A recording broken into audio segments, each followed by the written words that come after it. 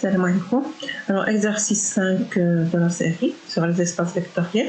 Pour les premières questions, c'est des questions de propriétés de sous-espaces vectoriels que vous avez vu dans le cours, à savoir l'intersection, la réunion, etc. Et là, nous allons passer direct par exemple, les solutions d'un système homogène, ça forme un sous-espace vectoriel, ça vous l'avez vu dans le cours. Et on passe à la question 4.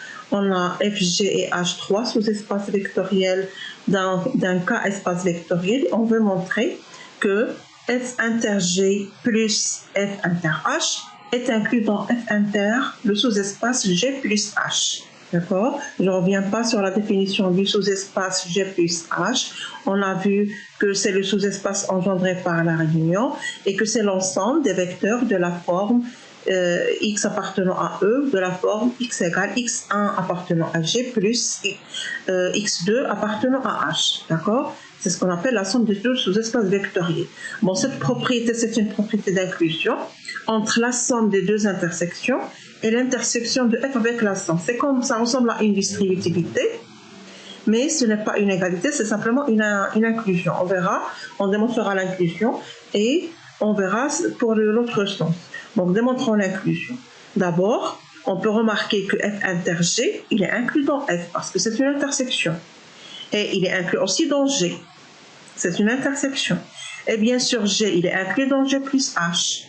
D'accord? Donc, F inter G est inclus dans l'intersection de F et de G plus H. C'est-à-dire, elle est incluse dans le deuxième ensemble.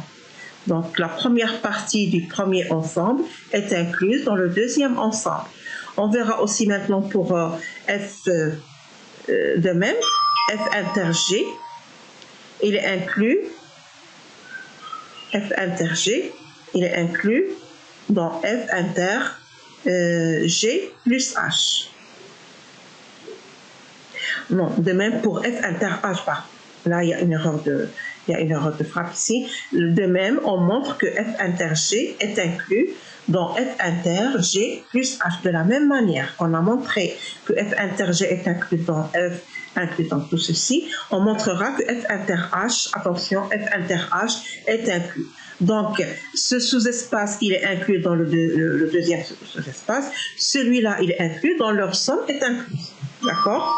Maintenant, pour l'égalité. L'égalité, c'est sûr qu'elle ne va pas être vraie. Comment on va démontrer qu'elle n'est pas vraie? Par un contre-exemple. Le contre-exemple, il faut le montrer bien, il faut le prendre de la manière la plus simple possible. On va l'appliquer. On va prendre l'espace vectoriel E égale R carré tout simplement, l'ensemble des couples. On va prendre pour sous-espace F, par exemple, l'ensemble des couples XY tel que Y égale X. On prend pour G le sous-espace Y qui vérifie Y égale 0, deuxième composante. Et on va prendre pour H le sous-espace qui vérifie la première composante égale 0. Et on va regarder les deux ensemble pour voir est-ce qu'on n'a pas notre inclusion.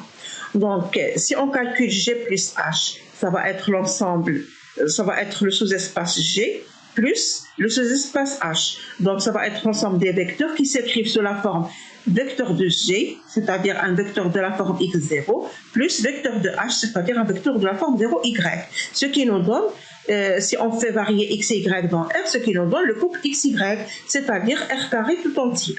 Est-ce que c'est clair? Maintenant, ça c'est pour G plus H. G plus H. D'accord? G plus H. Maintenant, si on fait l'intersection avec F, qu'est-ce qu'on va obtenir? Bien sûr, puisque G plus H égale R carré, F inter G plus H, ça va être la même chose que F inter R carré. Et puisque F est inclus dans R carré, l'intersection égale F. D'accord? Maintenant, on va calculer, on va déterminer le F inter G plus F inter H. Qu'est-ce qu'on peut dire de F inter G? C'est l'ensemble des couples qui appartiennent à F, c'est-à-dire qui vérifie X égale Y égale X, et qui appartiennent à G, c'est-à-dire A vérifie la propriété de G, c'est-à-dire Y égale 0. Alors, Y égale X et Y égale 0, ça veut dire que Y égale X égale 0. Ça veut dire que c'est le singleton couple 0, 0, c'est-à-dire le 0 de R carré. Est-ce que c'est clair? Maintenant, pour F inter H, ça va être l'ensemble des couples qui appartiennent à F et à H. Appartiennent à F, ça veut dire Y égale X. Appartiennent à H, ça veut dire X égale 0. Y égale X et X égale 0, ça veut dire que c'est le couple 0, 0, c'est-à-dire le 0 de R carré. Donc la somme égale R carré, égale le singleton 0 de R carré. Et on voit bien que le singleton R carré, il est différent de F inter G plus H. Donc notre inclusion n'est pas vraie. D'accord? On passe à l'exercice 6. Nous avons FI et GI des familles de sous-espaces vectoriels de E. Il appartient à l'ensemble d'indices grand I, quelconque. Quelconque, ça veut dire qu'il peut être fini comme il peut ne pas être fini. Montrez les propositions suivantes. Si on a l'intersection de FK égale la somme de FK, ça implique que quel que soit IJ, FI égale FJ, c'est-à-dire que les FI sont identiques. D'accord? Si l'intersection égale la somme, ça veut dire que c'est le même. Parce que si FI égale FJ, que devient l'intersection? C'est FI. Et que devient la somme? C'est FI. D'accord? Donc, l'intersection égale la somme. Si, simplement, on a ceci. Bien sûr, l'autre implication est vraie, c'est trivial. Si on a quel que soit IJ, FI égale FJ, alors l'intersection, ça va être F qui est égal, qui est le F commun. Et donc, ici, en fait, c'est une équivalence. Bon, montrons cette implication. Pour la montrer cette implication, on va supposer qu'on a cette intersection égale somme et on va démontrer que quel que soit IJ, FI égale FJ. D'accord? Donc, nous avons bien sûr, quel que soit IJ appartenant à I carré, FI, il est inclus dans la somme. FI est inclus dans la somme des FK. FI, c'est un FK, donc il est inclus dans la somme. D'accord? Et puisque la somme égale l'intersection, ça veut dire que le FI il va être inclus dans l'intersection. Et s'il est inclus dans l'intersection, elle est incluse dans FJ. D'accord? Donc, on aura, quel que soit IJ, FI va être inclus dans FJ. Et si on dit FI inclus dans FJ, on aura aussi bien sûr FJ inclus dans FI. Il suffit de commencer par FJ. Et donc, qu'est-ce que ça veut dire? Ça veut dire que FI égale FJ. D'accord? Et ça démontre l'implication.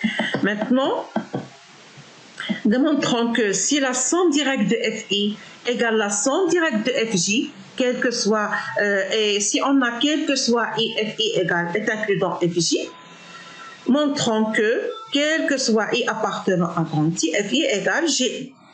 D'accord? Donc, j'ai dit, supposons que la somme directe de FI égale la somme directe de FJ, c'est-à-dire que la somme de FI est directe, la somme des GI est directe, et que la somme de FI égale la somme de FJ.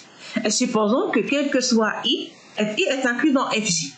Montrons que, quel que soit I, FI égale FJ.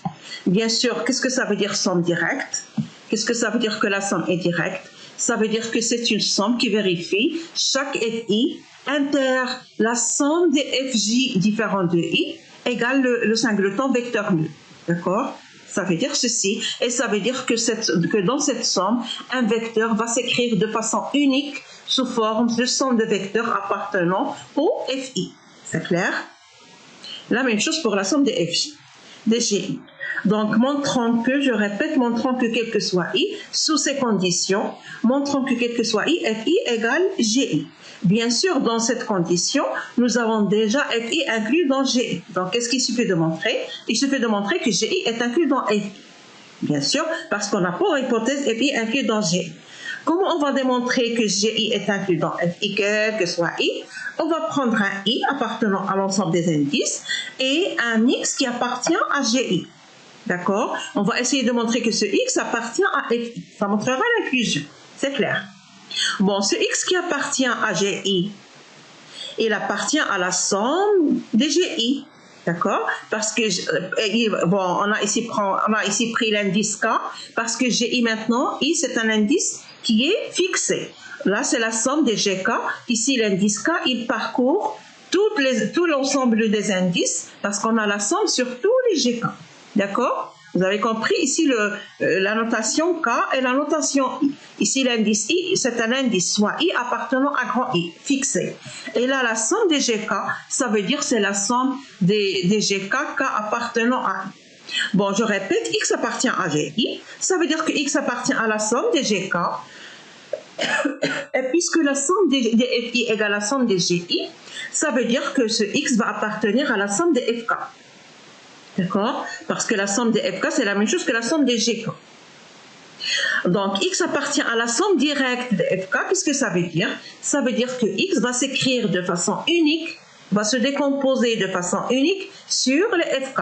Ça veut dire qu'il va exister des fk uniques, des fk appartenant à grand fk, tels que x va s'écrire de façon unique sous forme sigma de fk, k appartenant à grand. D'accord? C'est la propriété de la somme directe. D'accord? Bon, on va ici, bien sûr, cette somme, c'est tous les indices qui appartiennent à l'ensemble des indices. On va séparer le petit i que nous avons pris et il va rester la somme de fk, k différentes de i. Pourquoi on a séparé? Parce que ce petit fi, il appartient à grand gi. D'accord? Alors, parce que ce petit fi, il appartient à grand fi. D'accord? Et le grand fi, il est inclus dans gi. Donc, ce petit fi, il va appartenir à gi. Et on va regarder ce qui va se passer pour cette somme. Donc, qu'est-ce qu'on va obtenir? On va obtenir que x moins fi égale la somme de fk, k différentes de i. Or, je répète bien sûr, le fi, il appartient à grand fi. Le grand fi est inclus dans grand gi. Donc, le petit fi va appartenir à grand gi. Et puisque petit x appartient à gi et fi appartient à gi, bien sûr, x moins fi va appartenir à gi. D'accord? Parce que gi est un sous-espace vectorien. Bon, maintenant, le fk, il appartient à grand fk. Et le grand fk, il est inclus dans gk par hypothèse. Donc, les petits fk, ils vont appartenir au grand gk. Et donc, la somme des petits fk pour k différent de i, elle va appartenir à la somme directe des gk, k différent de i. D'accord? Parce que la somme des gk est directe. Donc, toutes les sommes partielles sont directes. D'accord? Et donc, ce petit fk, il va appartenir, donc la somme des fk va appartenir à la somme des gk. Donc, le x moins fi, qui est égal à cette somme, il va appartenir aussi, bien sûr, parce qu'il est égal à cette somme, il va appartenir à la somme directe des gk, k différent de i. Donc, qu'est-ce qu'on obtient pour le x moins fi? On a vu au départ qu'il appartenait à gi. Là, on vient de voir qu'il appartient à cette somme. Donc, il appartient à l'intersection. D'accord? Donc, qu'est-ce qu'on peut remarquer ici sur l'intersection? C'est l'intersection de gi avec une somme de k différente de i. La somme étant directe, la définition de la somme directe, chaque gi inter les sommes différentes de i égale le vecteur nu, singleton vecteur nu, parce que la somme des gk est directe. D'accord? Donc, cette intersection, elle est réduite au vecteur nu. Donc, ce vecteur qui appartient à l'intersection, automatiquement, il va être égal au vecteur nu. Bien sûr, là, c'est le vecteur nu, c'est-à-dire le 0 de E, le 0 indice E. Vous pouvez rectifier, il n'y a pas de confusion, c'est le 0 indice E. Donc, x moins fi égale le 0 indice E, qu'est-ce que ça veut dire? Ça veut dire que x égale fi. Et qu'est-ce que ça veut dire x égale fi? Ça veut dire que x appartient à grand fi. D'accord? Donc, le x, nous avons pris le x qui appartenait à gi et on vient de voir qu'il appartient à fi. Quelle est la conclusion? La conclusion que gi est inclus dans fi. D'accord? La conclusion, c'est que gi est inclus dans fi. D'accord? Et puisqu'on a déjà dans l'hypothèse fi inclus dans gi, on conclut que quel que soit i, fi égale